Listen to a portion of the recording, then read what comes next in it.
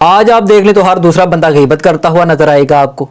ہر دوسرا بندہ آپ کو مال جمع کر کر کے گنتا ہوا نظر آئے گا آپ کو، ہر دوسرا بندہ آپ کو ایک دوسرے میں فساد ڈالتے ہوا نظر آئے گا۔ لیکن امام قرطبی نے یہ لکھ دیا ہے کہ یہ سورۃ الہمزہ جو ہے یہ صرف ان لوگوں کے بارے میں نازل نہیں کی گئی، یہ جو کہا گیا ہے کہ ایک قول یہ ہے کہ اخنس بن شریک کے بارے میں نازل کی گئی ہے کیونکہ وہ آتے جاتے لوگوں کی غیبتیں کرتا تھا، عیب نکالتا تھا۔ ایک قول یہ ہے کہ یہ ولید بن مغیرہ کے بارے میں نازل کی گئی ہے کیونکہ وہ نبی کریم علیہ الصلوۃ والسلام کی پشت پیچھے آپ کی وہ غیبت کرتا رہتا تھا۔ اور ایک قول یہ ہے کہ یہ ابی بن خلف، ایک قول یہ ہے کہ یہ جمیل ابن عامر ثقفی کے بارے میں، اور ایک قول یہ ہے کہ یہ جو اکثر کا قول ہے، لیکن اکثر کا قول امام قرطبی نے بتا دیا ہے کہ اکثر کا قول یہ ہے کہ ہر اس شخص کے بارے میں نازل کی گئی ہے یہ آیت جس میں یہ صفات پائی جاتی ہیں، لہٰذا یہ بندے اب اظہارہ خوش کا نہ لیں۔ اللہ تبارک و تعالیٰ نے قرآن مجید میں ارشاد فرما دیا وَيْلٌ لِكُلِّ هُمَزَةٍ لُمَزَةٍ، ہلاکت ہے، بلکہ امام قرطبی نے لکھا کہ ویل جہنم کی ایک وادی کا نام ہے، ہر غیبت کرنے والے فسادی کے لیے، ادھر کی بات ادھر لگانے والے کے لیے ہلاکت ہے، اللہ تبارک و تعالیٰ کا عذاب ہے۔ اور پھر اللہ تبارک و تعالیٰ ارشاد فرماتا ہے کہ الذی جمع مالا وعددا، جو وہ بندہ غیبتیں بھی کرتا ہے، فساد بھی ڈالتا ہے اور پھر مال اکٹھا کرتا ہے اور اس کو گن گن کے رکھتا ہے کہیں کوئی کام ہی نہ ہو جائے،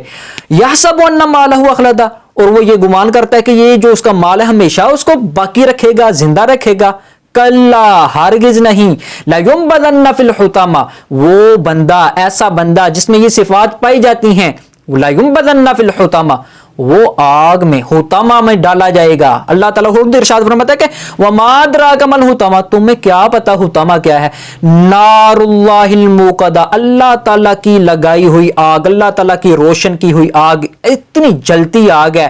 الَّتِي تَطَّلِعُ عَلَى الْأَفْئِدَةِ، جو دلوں پر آ پہنچے گی، یعنی وہ سارے جسم کو کھاتے کھاتے کھاتے دلوں تک پہنچ جائے گی، اور جب دل کو کھا لے گی پھر اللہ تبارک و تعالیٰ ان کو پھر باقی ویسے ہی کرے گا، زندہ کرے گا جیسے وہ پہلے تھے، اور پھر ان کو ایسے عذاب ہوتا رہے گا۔ یعنی دیکھیں ایک بندہ اگر مر جائے تو اس کو عذاب کیسا، پھر ایک بندہ جو ہے وہ جب زندہ رہے اور پھر وہ اللہ تبارک و تعالیٰ کی کچھ نعمتیں اس کو میسر ہوں تو وہ تو پھر پرسکون ہوگا، لیکن اللہ تبارک و تعالیٰ ارشاد فرماتا ہے ایک جگہ پر کہ لا يموت فیہا ولا یحیا، جہنم میں نہ تو وہ مرے گا اور نہ زندہ رہے گا،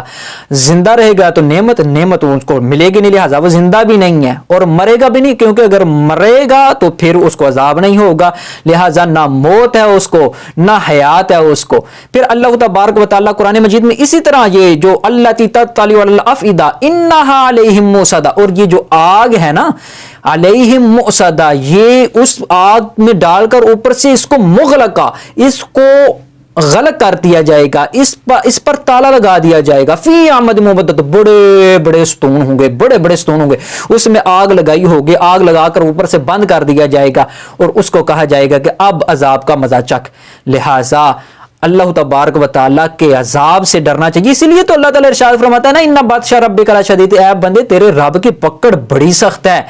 عدل کریں تے تھر تھر کمن، اچیاں شاناں والے، فضل کریں تے بخشی جاون نیرے جیمو کالے۔ تو اللہ تبارک و تعالیٰ کے عذاب سے ڈرنا چاہیے۔ اللہ تبارک و تعالیٰ نے غیبت سے، چغل خوری سے، یہ فساد ڈالنے سے، سب سے بڑی چیز ہے فساد،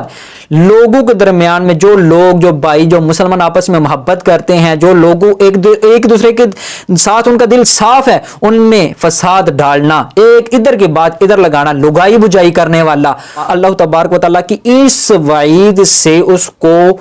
ڈر جانا چاہیے۔ اللہ تبارک و تعالی ہمیں ان آیات پر عمل کرنے کی توفیق عطا فرمائے۔ اللہ تبارک و تعالی ہمیں ایسی اوچھی حرکتوں سے باز آنے کی توفیق عطا فرمائے۔ السلام علیکم ورحمۃ اللہ وبرکاتہ۔